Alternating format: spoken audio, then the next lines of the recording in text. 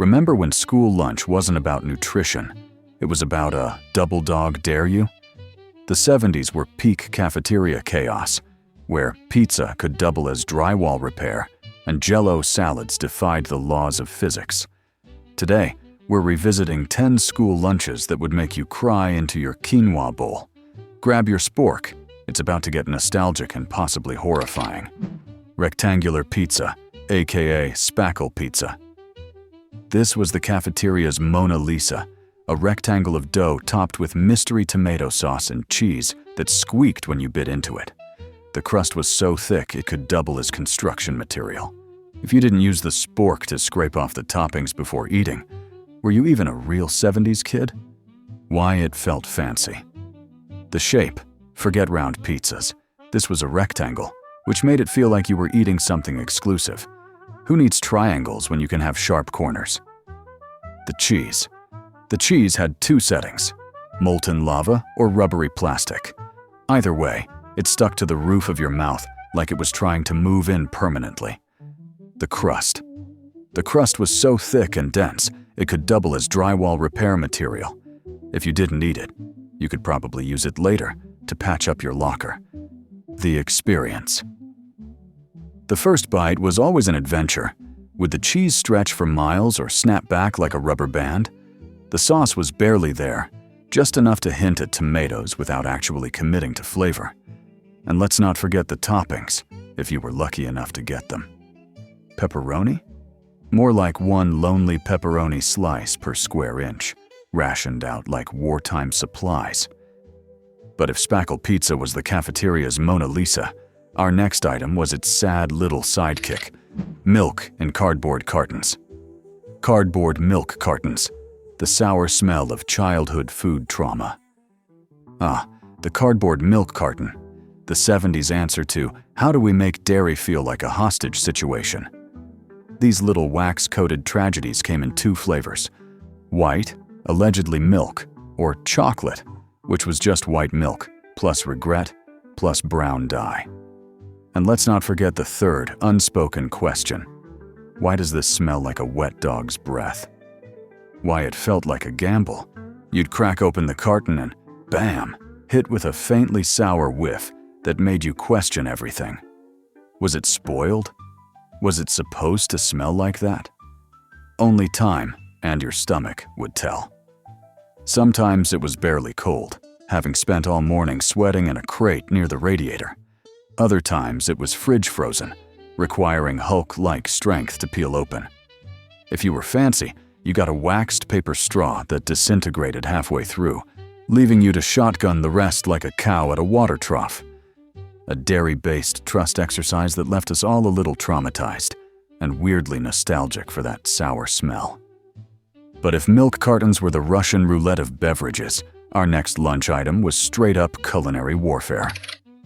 Salisbury steak, the cafeteria's greatest crime against beef.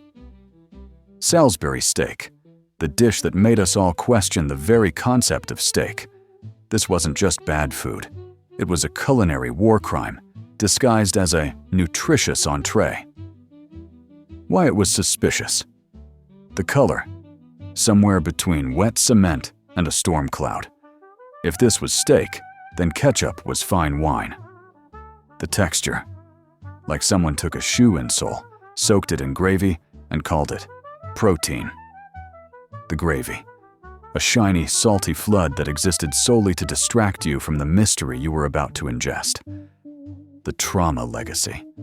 Kids who ate this grew up to either never trust gravy again or become vegetarians out of spite. Modern frozen dinners still sell it as comfort food, which is like calling a car alarm soothing white noise. Final verdict. A patty so sad, even prison cafeterias would side-eye it. But hey, at least it wasn't buttermilk.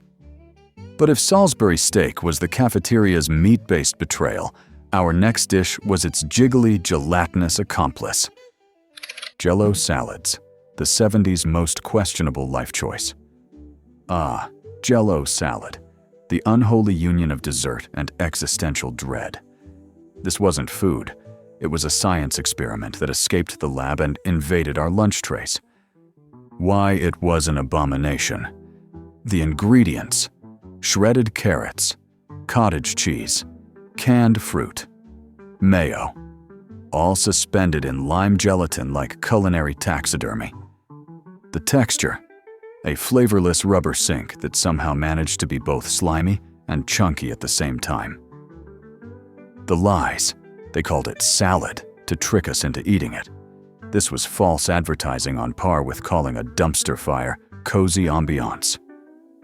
But if Jell-O salad was the cafeteria's crime against nature, then square fish patties were its felony against the sea. Square fish patties: geometry meets despair. Proof that the 70s didn't just disrespect seafood, they mathematically assassinated it. These weren't fillets, they were Euclidean tragedies. So precisely cut, you'd think Pythagoras himself designed them to ruin your childhood. Why they were an insult to marine life. The shape: fish don't grow in 90-degree angles. This was the cafeteria's way of saying, we don't care about nature's rules. The tartar sauce: that tiny foil-topped cup of regret wasn't a condiment. It was a cry for help. No one used it because no one trusted it. The cafeteria's dirty secrets. They called it fish. Bold claim for a substance that smelled like a boat garage and tasted like regret, breaded in existential dread.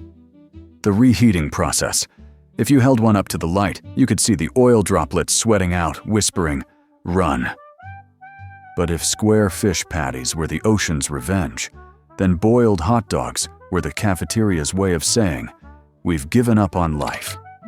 Boiled hot dogs, the culinary equivalent of giving up, the ultimate symbol of culinary surrender. This wasn't just a meal, it was a surrender flag waved by the cafeteria staff, signaling they'd given up on life, flavor, and possibly even hope. Why they were a tragedy. The texture: a limp, soggy tube that felt like biting into a wet sock. The flavor: imagine someone took all the excitement of a backyard barbecue and replaced it with dishwater. The presentation: served with a side of congealed ketchup and a sad, wilted bun that seemed to whisper, "I'm sorry." The psychological impact: kids who ate these grew up to either fear all processed meats, reasonable, or develop a strong sense of existential dread, also reasonable. The boiled hot dog was a cruel joke, a culinary placeholder for something that should have been a joyful, summery treat, but was instead a gray, flavorless cylinder. Baloney gravy boats, the culinary equivalent of a Hail Mary, and the cafeteria's desperate attempt to turn questionable meat into a gourmet experience. This wasn't just a meal, it was a culinary prayer, a plea to the food gods to make something, anything, taste good. Why they were a tragedy. The bologna, sliced so thin it was practically meat mist, yet somehow still managed to be overwhelmingly salty. The mashed potatoes, not potatoes at all, but dehydrated flakes rehydrated with what felt like regret. The presentation: when baked, the bologna curled up into a meat boat, floating in a sea of gravy. It was like the cafeteria was saying, "Hey kids, eat this and pretend you're sailing the high seas," of despair. Kids who ate these grew up to either fear all processed meats, reasonable, or develop a strong sense of culinary Stockholm syndrome, also reasonable. The gravy boat was a cruel joke, a culinary placeholder for something that should have been a hearty, comforting meal, but was instead a sad, salty mess. Creamed tuna on shoestring potatoes, the death of culinary hope. The dish that made kids question if hunger was really that bad. This wasn't just a meal, it was a gastronomic white flag, a surrender to the notion that nutrition and edibility were mutually exclusive concepts. Why it was a crime against humanity. The tuna, canned, drained of all dignity, then reanimated with a glue-like cream sauce that smelled faintly of wet cat food. The shoestring potatoes, not crispy, not tender, just stale little sticks that absorbed the tuna juice like sad flavor sponges. The texture, somewhere between mushy baby food and industrial paste, with the occasional mystery crunch, bone, cartilage, a lost dream. The aroma, a scent so aggressively fishy it could clear a lunchroom faster than a fire drill. The psychological toll. Kids who ate this grew up to either develop an irrational fear of canned seafood, understandable, or become the kind of adult who puts potato chips on casseroles. Even the lunch ladies looked guilty serving it. Served either baked into a dry, flavorless brick, or straight from the can like some kind of noodle-based punishment. Sad spaghetti, the cafeteria's noodle-based crime against humanity. Proof that pasta can, in fact, be a culinary war crime. This wasn't just spaghetti.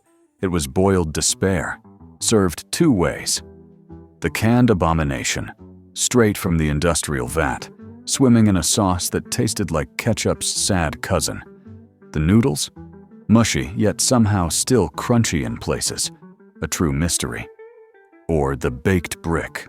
When the cafeteria got fancy, they'd bake it into a single unyielding slab, like lasagna's inbred relative. Cutting it required a chainsaw and a prayer. Why, it was a tragedy. The sauce, a thin, vaguely red liquid that clung to the noodles like regret on a bad decision. Was it tomato? Was it blood? No one knew. The noodles, either raw in the center or dissolved into paste, no in between. The cheese, allegedly, a single unmelted shred of government-issued cheese that just sat there, judging you. Kids who ate this grew up to either swear off pasta forever or develop an irrational love of Chef Boyardee. But if school lunch spaghetti is why you're in therapy now, then this last item might be the focus of your next session. The free lunch flashback, smelly milk and sad bread. Ah, the free lunch for the financially challenged. A meal so generous, it made you wonder if the cafeteria staff had a secret vendetta against taste buds. If you forgot your lunch money or were just plain broke. You got the poor kid special, a carton of sour-smelling white milk and 2 slices of sad, stale bread, slathered in what could only be described as butter-flavored regret. Why, it was a masterclass in humiliation. The milk smelled like wet cardboard and tasted like forgotten dreams. The bread, so stale it could have been used as construction material. The butter was there to mock you, a cruel reminder that even the simplest pleasures were out of reach. The presentation, served with a side of judgmental stares from the lunch ladies, who seemed to say, "You can't afford real food? Well, here's some cardboard and regret." The psychological impact. Kids who ate this grew up to either fear all dairy products or develop a strong sense of culinary PTSD. There you have it. School lunches from the 70s that gave us nightmares. Before we go, let's take a second to honor the unsung heroes of the 1970s school cafeteria. The lunch ladies. They didn't create the recipes, bless their hearts, but they showed up every day, hairnets and all, slinging Salisbury steak with the speed of a short-order cook at a truck stop. They knew your name, your allergies, and exactly how many tater tots you were hoping for. They also probably had no clue that what they were serving would become legends in the collective memory of an entire generation. Love 'em or hate 'em, these lunches raised us. Now it's your turn. Tell us in the comments. Which of these school lunches haunted your childhood? Which one did you actually love, even if it's embarrassing to admit? And what did your school serve that I completely missed?